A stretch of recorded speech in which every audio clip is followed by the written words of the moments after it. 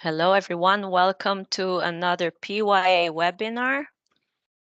Today, we're going to talk about lithium-ion battery safety awareness on superyachts, and this webinar is in collaboration with Seascope France. We hope you find this interesting and that you have a lot of questions, as we would like this to be as interactive as possible. We will take questions after all the presentations have been done, but you can start populating the questions and answers tab already. And for any questions we won't be able to answer today, you can contact us later. Now, a few words on the PYA for those who don't already know us. My name is Kim Llorente. I'm the operations manager at the Professional Yachting Association, PYA, based in Antibes, France. The PYA is the international nonprofit organization for yacht crew, providing career development and advice through many different services, including this one. So we organize various things, including webinars. We also represent the industry to flag states and other organizations, and we've been around for about 30 years. Our next event is the PYA Christmas Ball in Cannes on the 8th of December, and you can find information on it on our website. But we have many exciting new projects coming up next year, so please stay tuned to our channels to learn more. We are a membership-based organization, so if you're not a member of the PYA already, please join us. And now I will close my presentation and introduce you to our speakers. So just a quick introduction so that everybody can meet them, and then we will get into the actual speeches. Alan.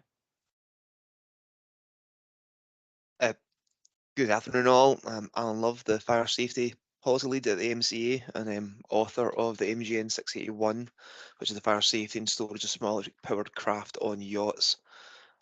Thank you. Thank you, Alan. Herbert. Welcome, Captain Herbert Magny, USCG license 3,000-ton Ocean Masters, holder of a few CECs, and also member of the local Coast Guard Auxiliary, and a member of the ISS Bridge Committee, with our focus being the last couple of years creating a working group to help develop viable risk mitigation measures to work with flag states, the MCA, and classification societies. Excellent. Thank you, Herb. Gerard? Yeah, hello, everyone. My name is Gerard. So I'm a master mariner. I went to sea 25 years ago and ended up in super yachts around 2002, like a lot of people did. I was at the larger end. I ended up as master on motor yacht Musashi, 90-meter fedship. I moved ashore.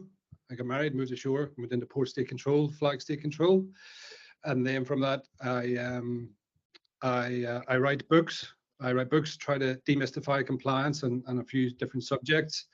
Haven't got to peer behind the curtain with port state control. So I'm an author and I provide compliance services to the super yacht and maritime industry. Thank you, Gerard. And Kevin. Yeah, hi everybody. Hold on, Kevin Howlett here, EHS International. You might have said it was Ferndale Far, but we have now merged with EHS International in Cork, Dublin, and London. My background is Special Hazardous Material Officer in firefighting areas, including former firefighter. We deal with ongoing issues and provide solutions to lithium-ion battery fires. And we're currently working on 2 projects at the moment. Thank you. Thank you, Kevin. So a reminder for everyone, please fill the questions and answers tab with your questions, and we will get back to you after everyone's presentation. So I now give the mic to Captain Herbert to discuss the issue and experience with lithium-ion batteries on board. Thank you. Yes, lithium-ion batteries. It harkens me back for a moment to the, I wasn't around for these days, but I know plenty of their stories when mankind first started using gasoline. It had some issues, but everybody was able to overcome and find ways to use gasoline. And to this day, it's been working out okay. Now, what are we going to do with the lithium ion? I was drawn into this being a charter captain, and many, many years ago, starting to purchase, let's call it toys, appurtenances, whether they're flight boards, whether they're sea-doos, whether they're seabobs, whether they're cameras, whether they're drones, various different sizes. All of them had these high output, high energy batteries, which the key word here that I've found through all of this last number of years are consumer accessible and consumer serviceable and usable. Now, the biggest from the 2,000 captains in the Superyacht Captains web group, and well over 1,000 captains in 9 different WhatsApp groups that I've been a part of and still a part of for the last 3 years.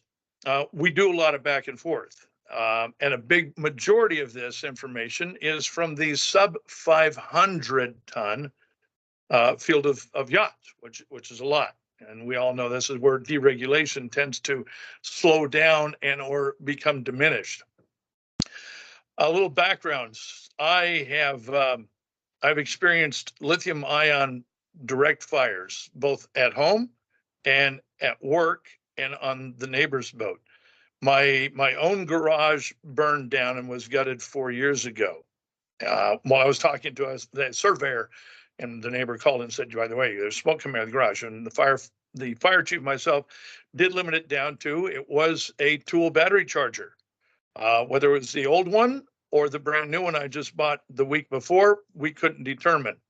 The simple fact of the matter is we did find exactly what it was. Whether it was a charger, more likely was an older battery. But regardless, went through a big investigation with the firefighters for that. Now myself, that raised a big awareness, but nonetheless, here comes 3 months later and a battery out of one of the sporting devices in our lazarette, which we had put a metal countertop to do the charging on with a rubber pad, so to speak.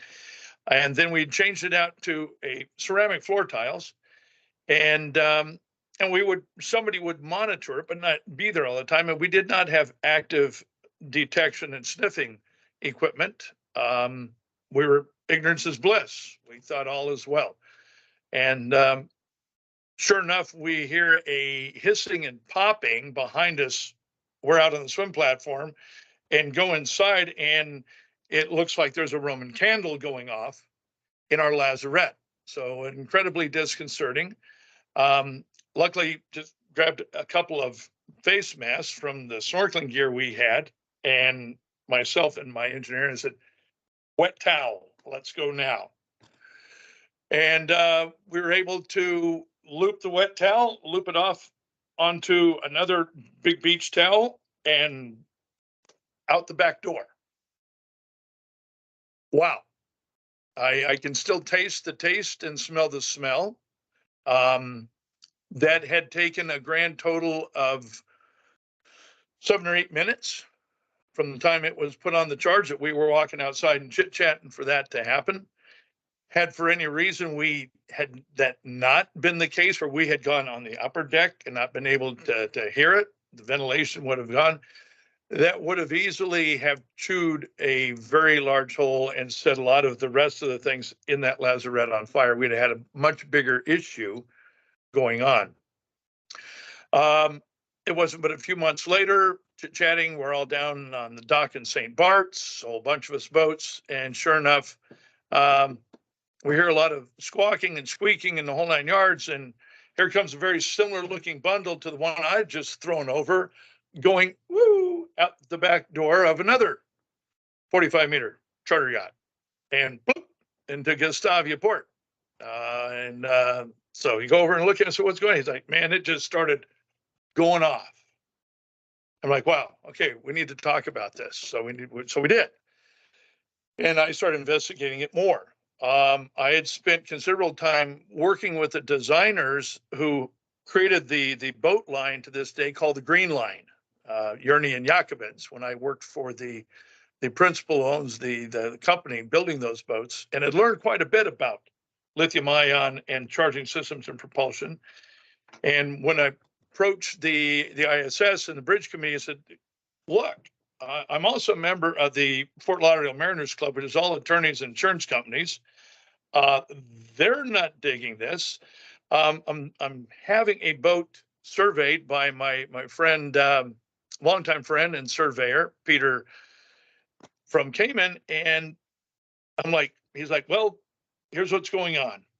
We need to treat lithium-ion batteries like cans of gasoline, because we don't have anything. Well, haven't you got something I can do? He said, we have nothing.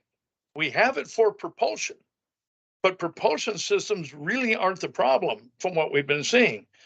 The items we identified are those that, sadly enough, captains or engineers leave it up to the lamest, the newest deckhand with the least amount of training to take this ticking time bomb and deal with it. So we said, okay, look, well, this needs to change. I need to come up with some workable solutions rather than just jumping to what is required to deal with 5 gallons of gasoline in my lazarette or the back of the boat.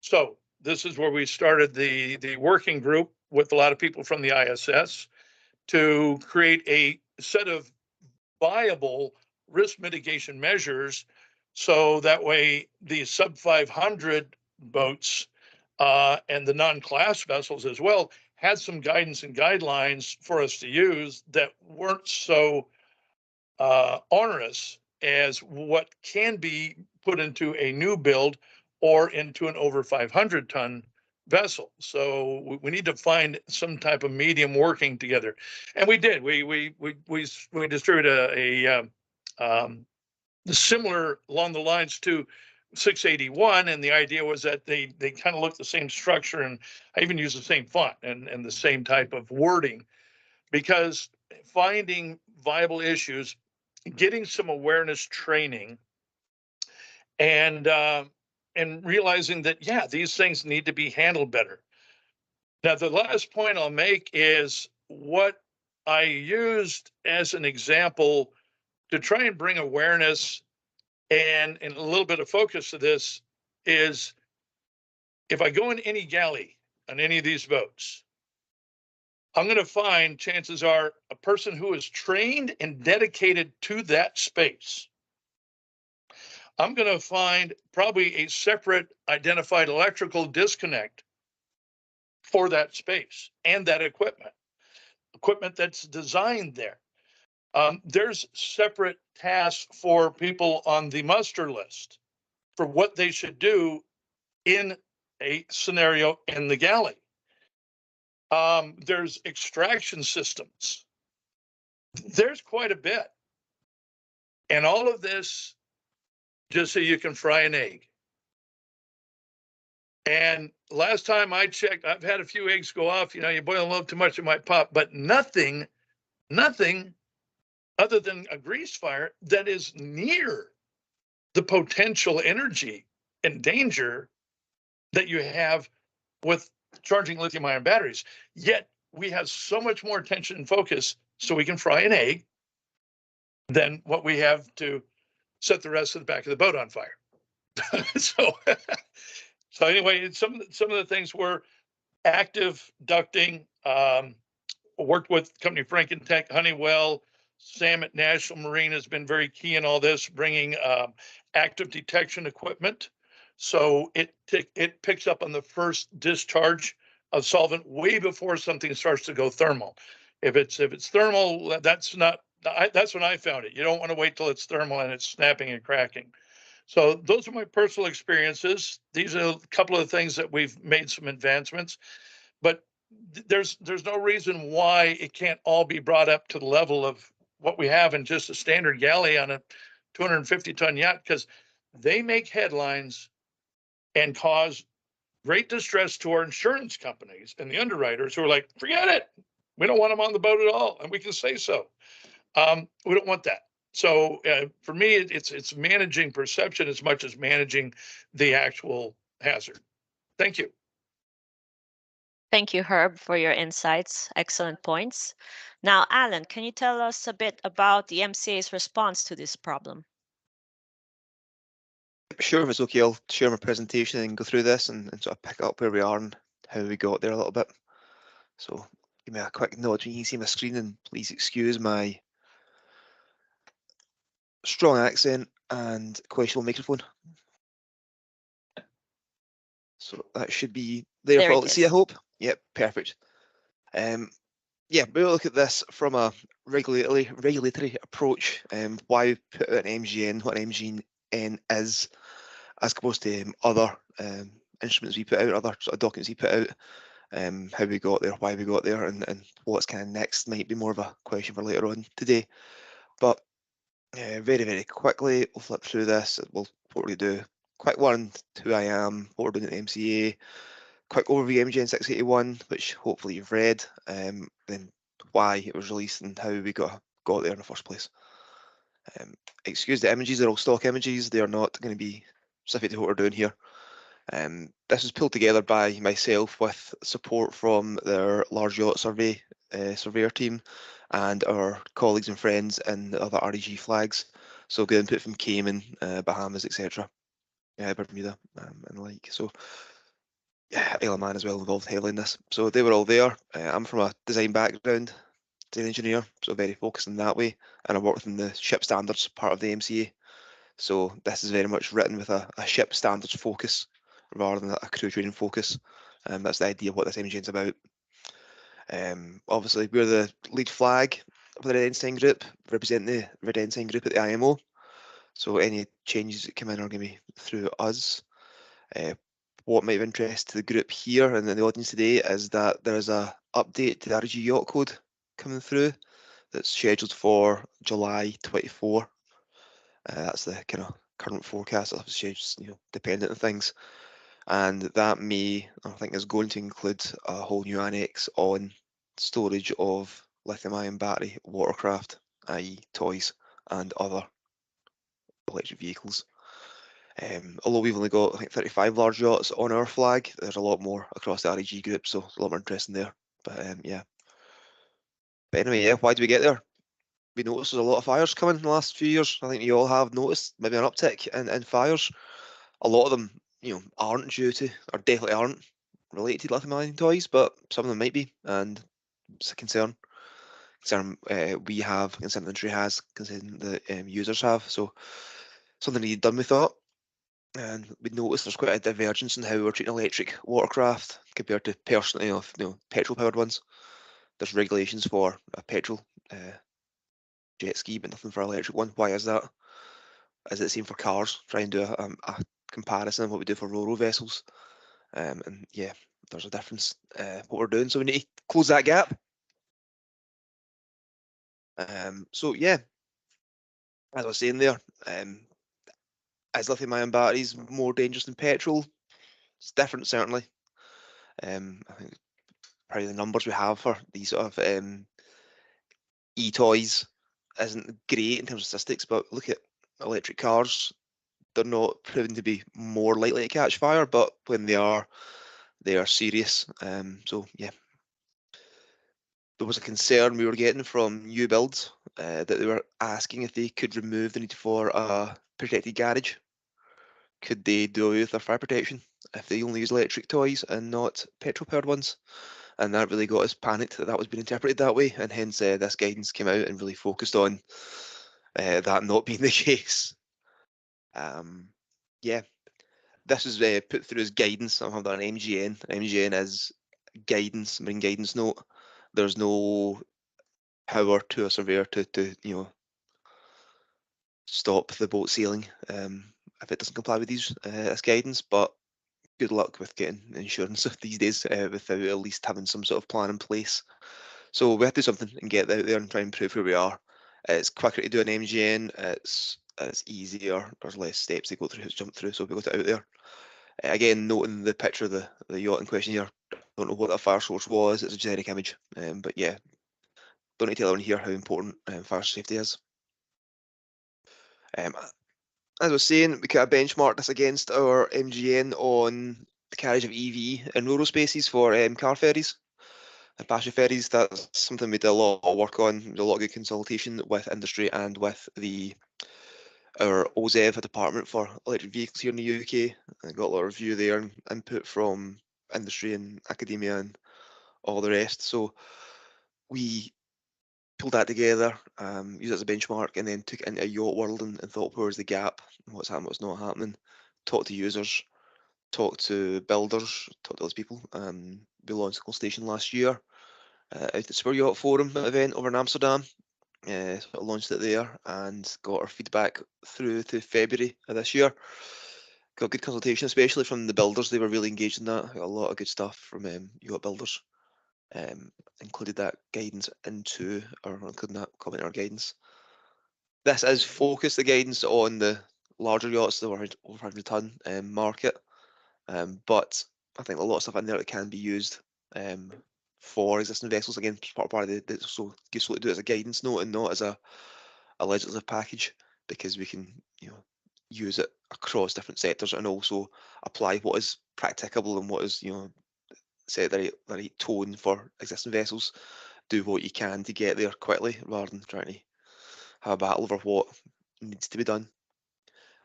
So yeah, that was done there, and that was released. You can see the outcome report that we did on this at the link shown, and yeah, that's what we did and how we did it.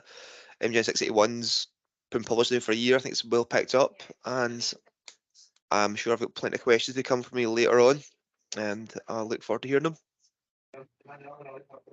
Excellent. Thank you, Alan. Yes, we've already received some questions beforehand, and a few are for you indeed. So we'll get back to you. Now, Gerard, what can you tell us about solutions that you have developed? Yeah, so I'll just share a presentation. Okay, can everyone see? Sorry, wrong one. Is that your now? one? Yes. No, you can see. Yeah, perfect. Okay. Yes. So I was living in New Zealand until about a year ago, and I came home and I started my own compliance company.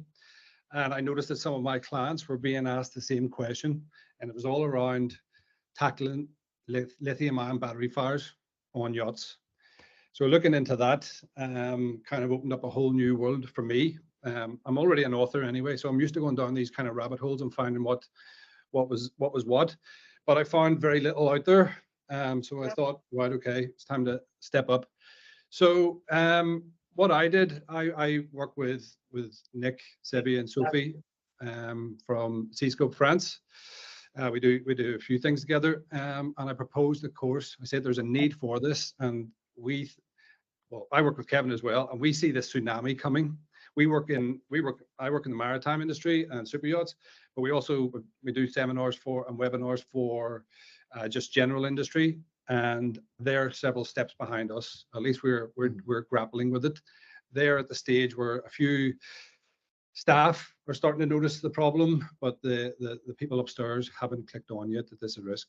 So I thought, right, okay, we need to do something about this. And there's two aspects to it. There's the hardware, the solutions, which Kevin will talk about, the things you can buy and apply to a fire.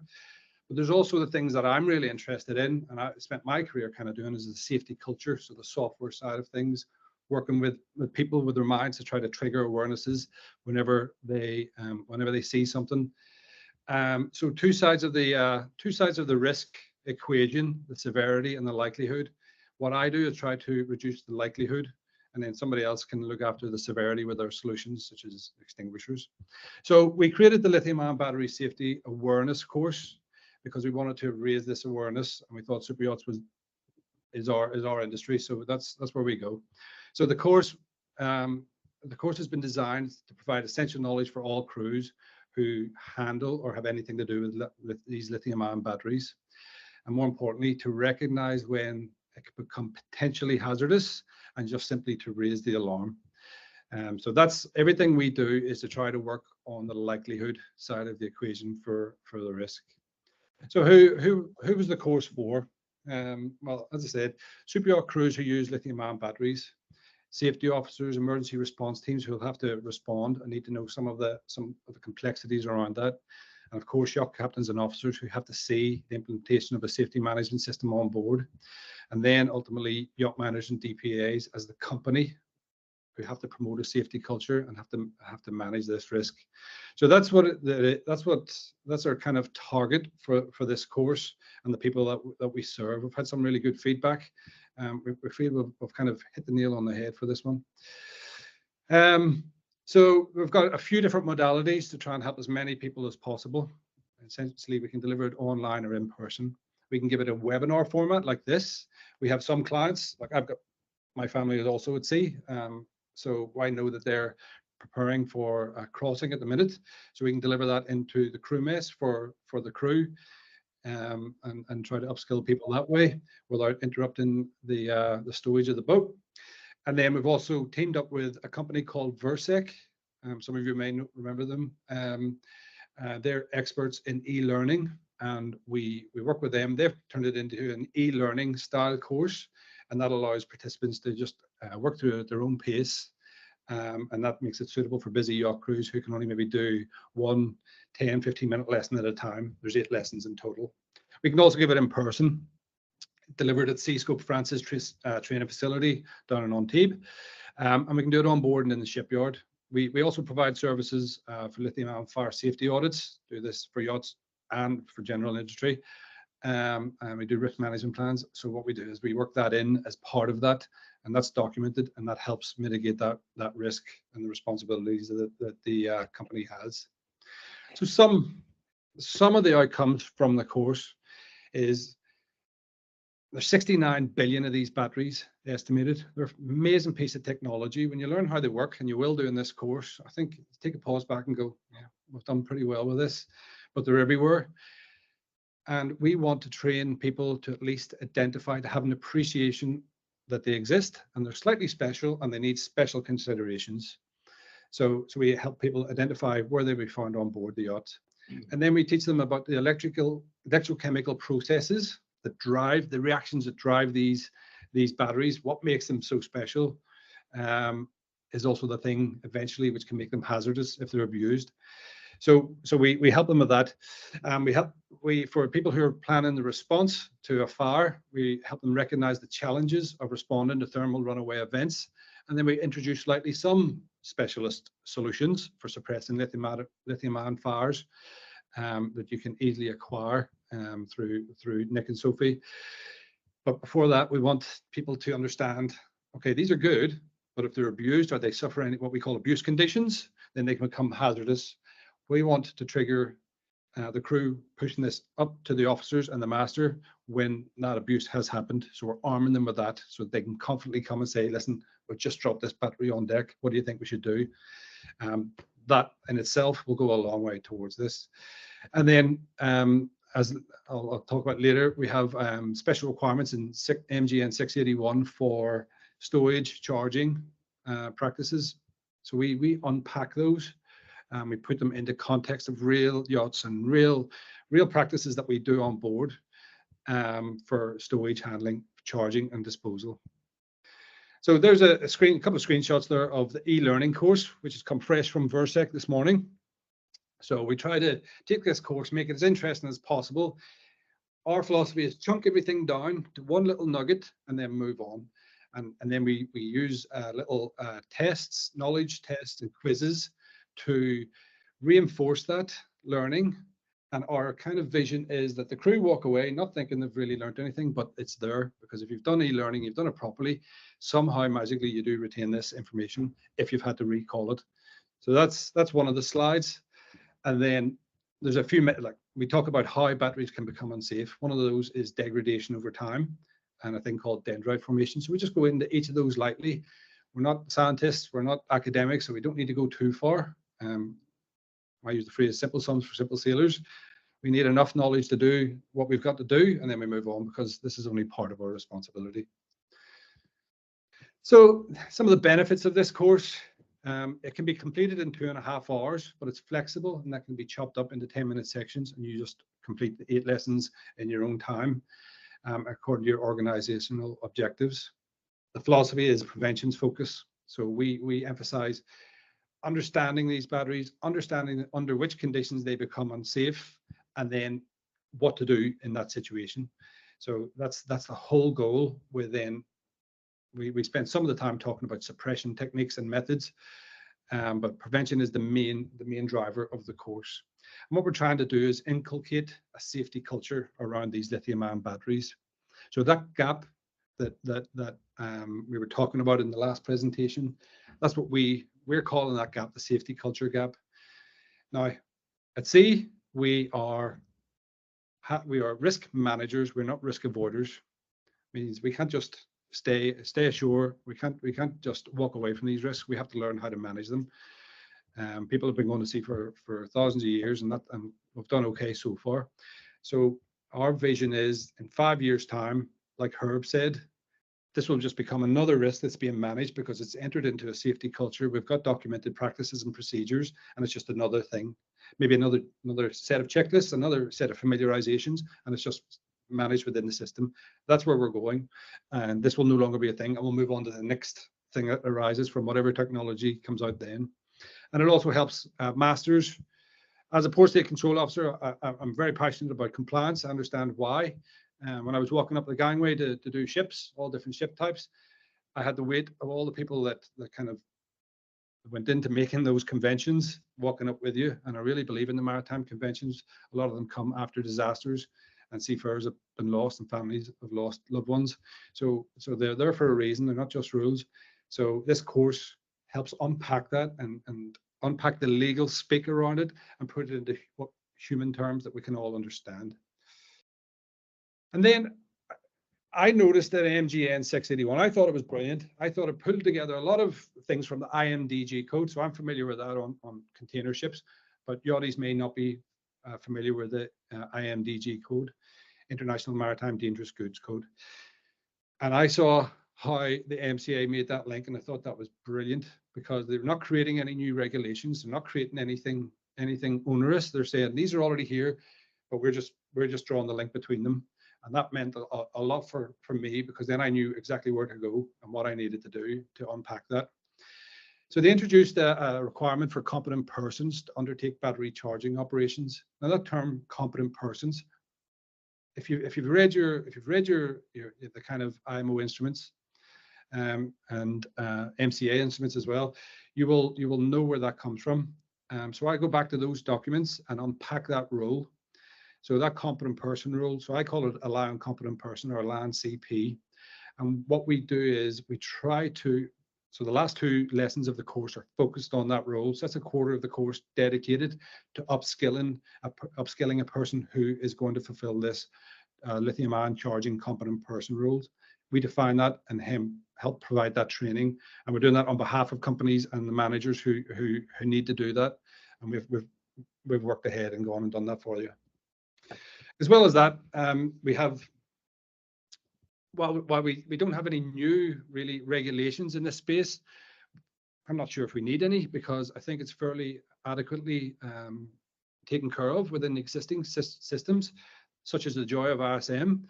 For example, ISM code element 6.3 mandates companies, for yacht managers, to establish procedures for personnel, especially those for safety and environmental roles, ensuring their proper familiarization with their duties.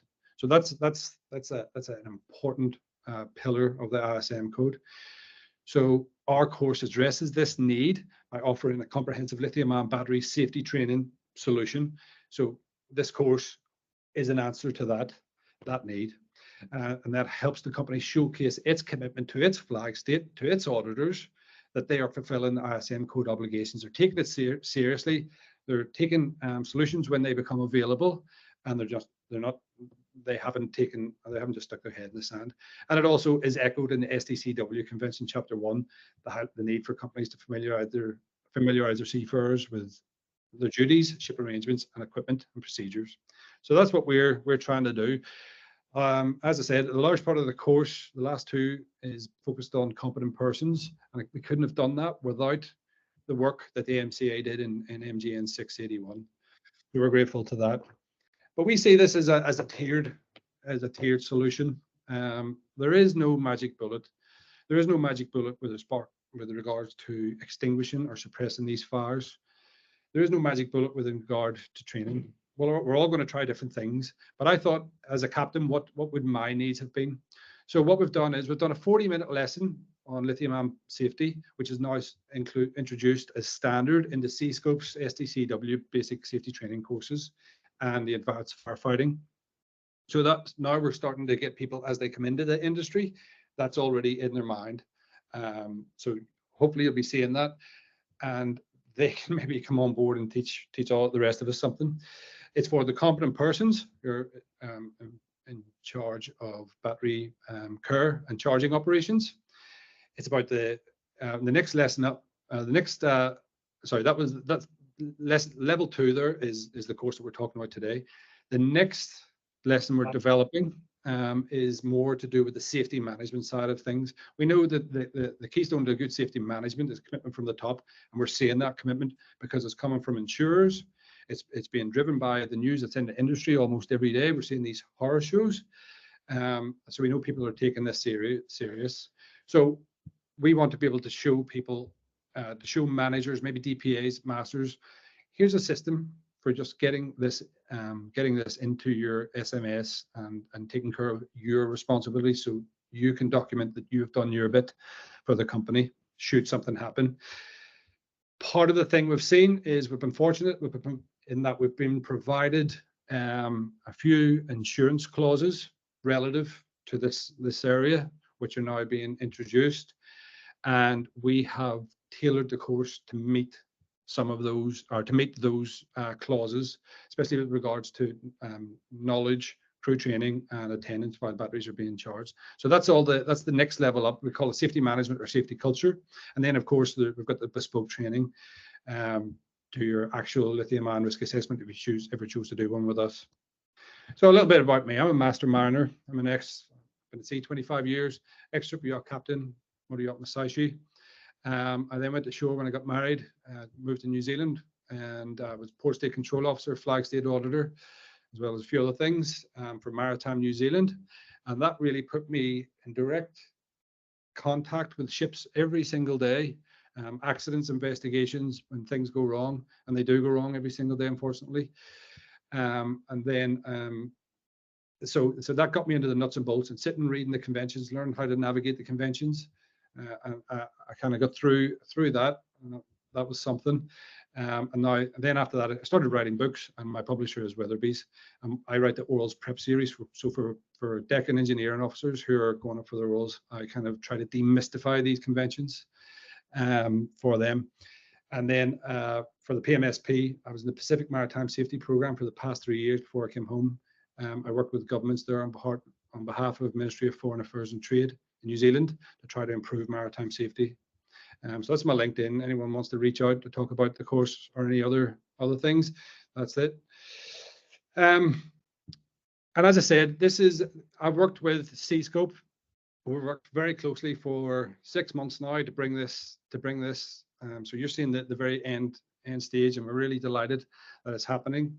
Yacht crew training is Seascope's, is their website. We have a landing page up in place for the e-learning course. That's the QR code. So if anybody has a camera on their phone and wants to go directly into the course webpage and sign up for that, you can use that QR code. Otherwise, go through Yacht Training and you just navigate through the menus. Okay, thank you very much, everyone. Thank you, Gerard. That was extremely interesting. By the way, I have also shared the links in the chat, and I will do so even towards the end. So if anyone cannot scan the QR code, you can just click on the link. Now, Kevin, let's talk about hardware solutions, please. Yeah, we're going to switch positions here. Yeah. No problem. There you go. Hi, yeah, as you all heard before, my name's Kevin Howlett. I work for EHS International by Chris May. We're basically in the lithium sector. We're a solutions company and work very, very closely with Seascope, Nick, and Sophie. This course has actually become very, very personal to me over this last couple of days, and the reason is because at the weekend there, a good friend of mine, Lee, had a major lithium incident, and I'm actually you can see the results of what happened. Now, Lee is my best friend, and realistically, if this had happened probably maybe 4 o'clock or 3 o'clock in the morning. I'm very much doubt he might be here. And what happened, they basically had a lithium battery, a radio explode, hit the carpet, it bounced off the carpet, hit the blinds, and then took the blinds out. And lucky enough, Lee works for me, had a lithium fire extinguisher and was able to put it out. So that leads us into where are the solutions for these items, these lithium batteries, from small items right up to the major super yachts. Just want to show you what that might have looked like in an incident. Maybe we can't, maybe we've just lost the link there. But it would have been quite horrific. So how do we go about this? How do we go about creating these solutions? So we've got to segregate, contain, suppress, and extinguish. So rapid response is vital. And if you look at what everybody has said before me, that these lithium-ion batteries propagate very, very quickly from one battery to another.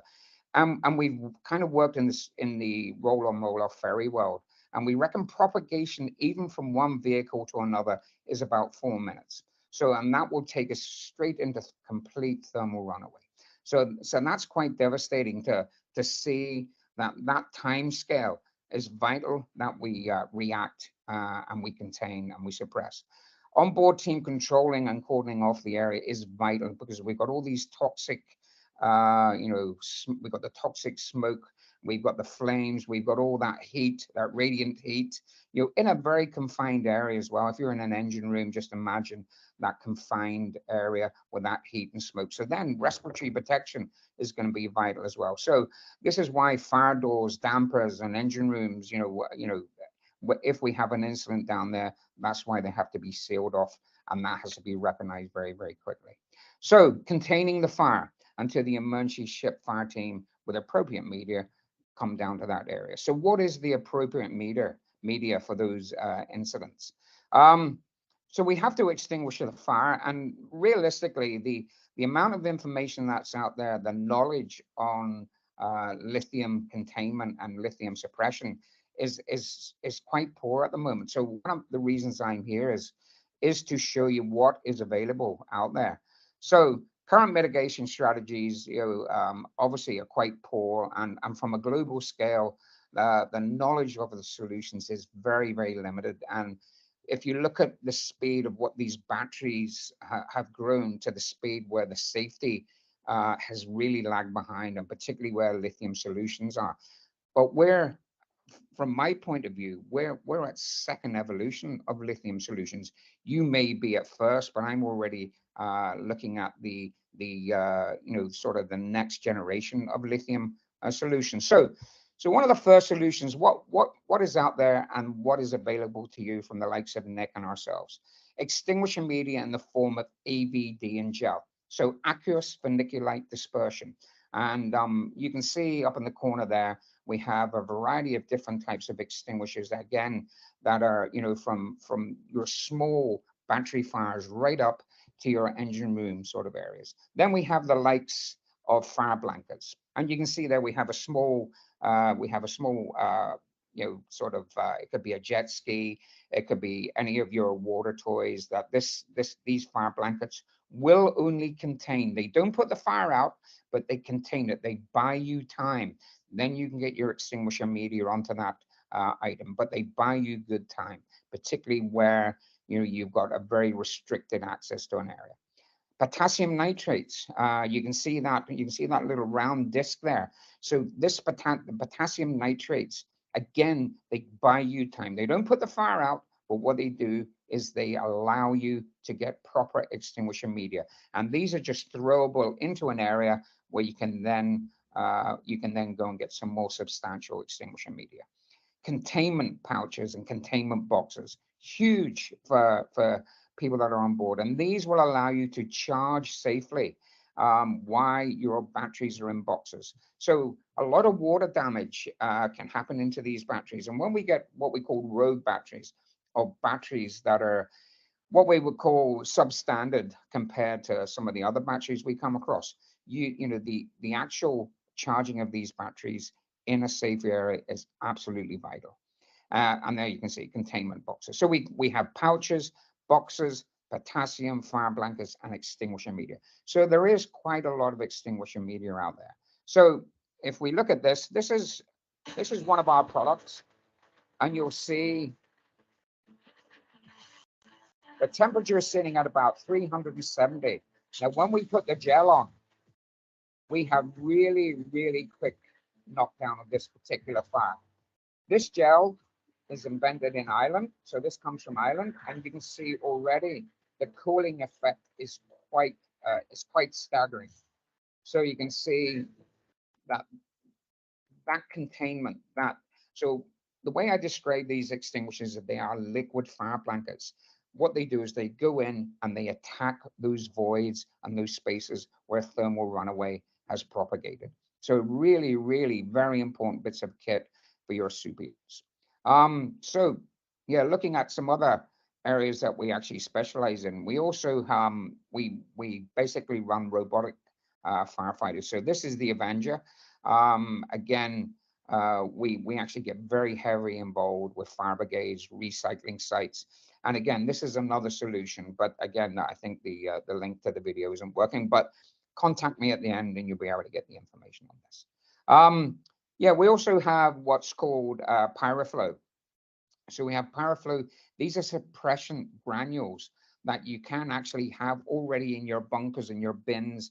And what you do, if you suspect a lithium battery is going to go on fire, you can put it in there. And what will happen is that if it does go into thermal runaway, the beads, which are just recycled glass, will then encapsulate that item. So if it does go into that fire mode, now we've also seen a lot of testing on this. And the testing on this is indicating that is capturing a lot of the hydrofluoric acids and the hydrofluoric nasties in the fire as well. So there's some really, really good, valuable information coming out on this. So there you can see, again, Antibes ships provide all these solutions, as mentioned, right up to the blankets, right up to the power cloud, and to the special protective boxes as well. And again, don't forget, if you are going to fight these fires, we see a lot of videos where people are not protected in fire protective gear and respiratory protection. It is absolutely vital that these people that are going into these areas are protected from the moment they enter to the moment they come out. And again, if you need any more information, we are EHS International. I'm Kevin Howlett, and I'd like to thank everybody for their time and listening to me. Thank you. Bye-bye. Thank you, Kevin. This was very, very interesting and very detailed. Now, we have finished our presentation, so we can move on to some questions. But before we take some from the public, I do have one that I imagine everyone is asking themselves. What can we expect from the future? So I think everyone will want to answer this, but I would start with Alan. What can we expect from the future? Well, thank you, Kim. I think I touched on this during the presentation, that I think what's coming next is going to be sort of more formalised version of this for the REG yacht code, just for new builds. Something that's going to have a bit of a bite to it to go with the guidance. But again, this is going to be focused on sort of new build solutions rather than the existing fleet. But I'm sure that'll come in time as well. But I think that's coming. And the update's scheduled to the RG yacht code to include a battery annex in July next year. A lithium-ion battery toy annex. Propulsion's a whole different matter, and that's dealt with other things. Again, we're looking here at just the brought on board kit and not the built-in kit at this point. And further to that, there's a question from the public that might be relevant. We know that AC1 and AC2 are the starting point for superyacht engineers or small vessel engineers. However, lithium-ion batteries is barely touched, and I believe the MCA has a working group for a new course that will be dealing with these issues as well, isn't it? That's something that I could not tell you much about right now. Kim, I'll take it away and maybe take as a post-meeting note to circulate that out, but right now I do not know that answer. Okay, so anyway, for the public, just so you know, the MCA has a working group, and the PYA is a part of it as well, where they're discussing the so-called AC3, but it's not the final name potentially, and we will hear more about it in the future. So thank you very much, Alan. Herbert, what do you think we can expect from the future? This nothing but goodness is coming about of all of this, because simply it's awareness. We're getting input in fronts, solutions being developed, which are very realistic. Gerard, my hat's off to you, especially from the training side of things, because we can have all these guidelines and regulations and we can have stuff, but if we don't give that to the human element and have a way of measuring that they've got it, then it's just for naught. What I've seen in other arenas, and especially with the insurance companies becoming involved with the towing of auxiliary vessels and the loss of all of those being something very akin to this, is where it doesn't fall under the guise of class or something in flag. It falls in the purvey a lot of times private vessels. Anyway, is the insurance company taking some of these solutions and like they've done with TowPro and Cyclops and technology, and gone, look, you need to do this or you don't get insured. It's not a matter of we're going to play nice and you're going to follow the rules. They get skirt. However, the real teeth come because it is us captains who are the ones who have our names on those policies. Well, that's when it really becomes real. And I've seen that. I worked with a lot of the insurance company associations in making those viable solutions to help the masters out in taking all these good ideas. So my thing is I'm going to definitely follow up with all the above gentlemen on softwares and hardwares and the PYA, and putting a very simple thing to present to Mariners Club, for example, and distribution to underwriters to go, look, here's a simple package to mitigate risk, give it to your masters, and tell them, look, if you do this, we're all working together. That's where I see the next evolution coming. Perfect. Thank you, Herb. So, Gerard. Yeah.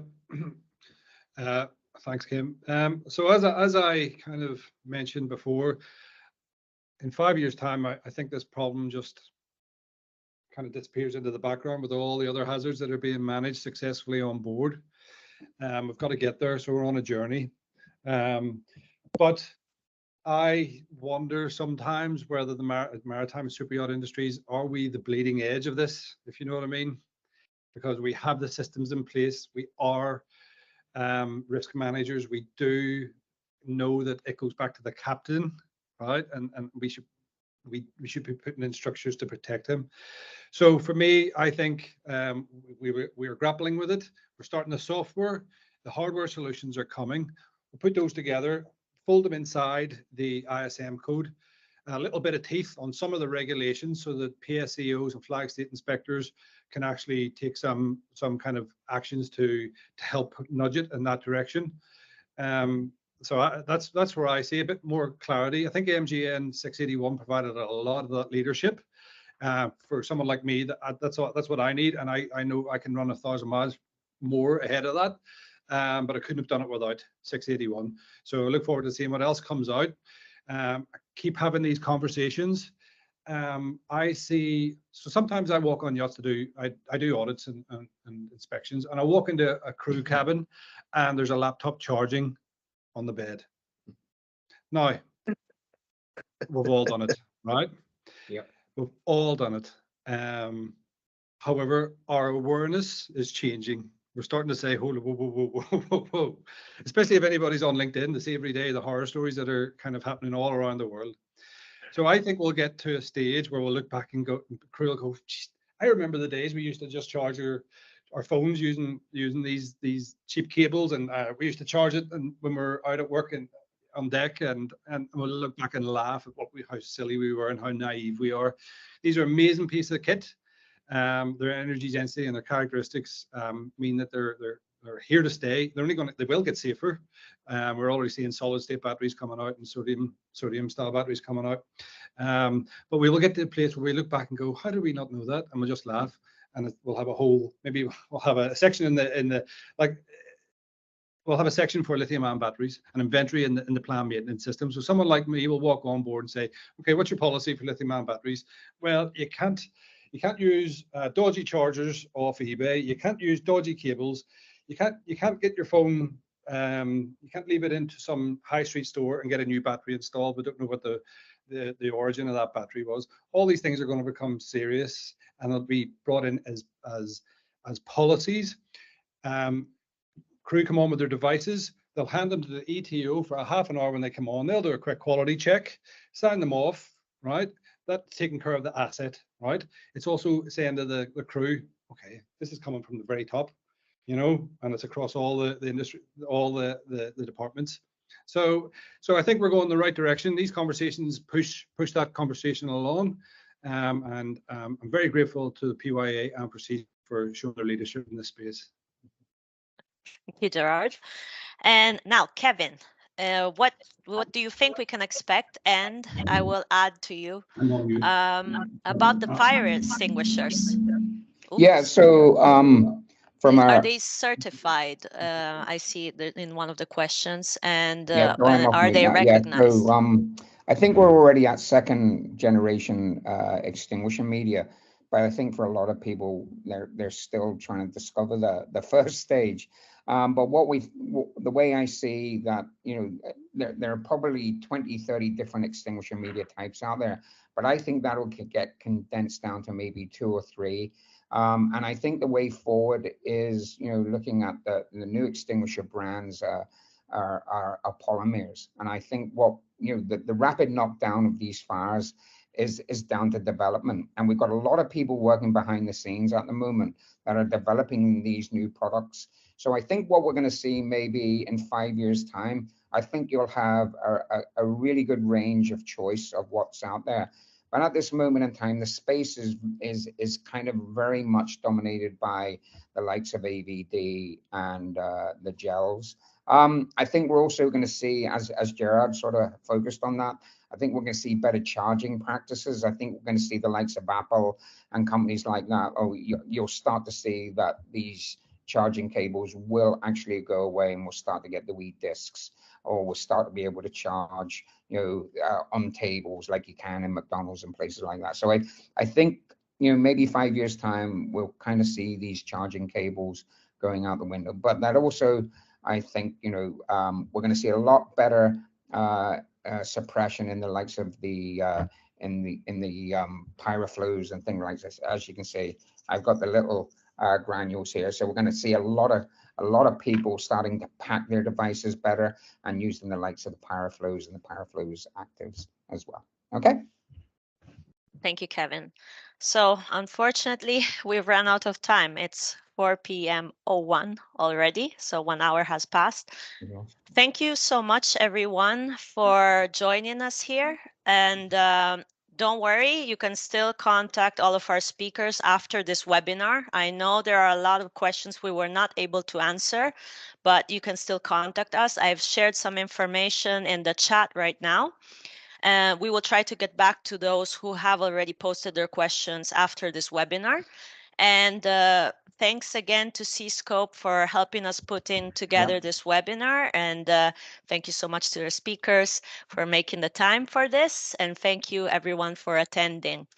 Hope to see you soon, probably with another webinar on this very heated matter. Thank you so much. Bye-bye. Bye. Thank you.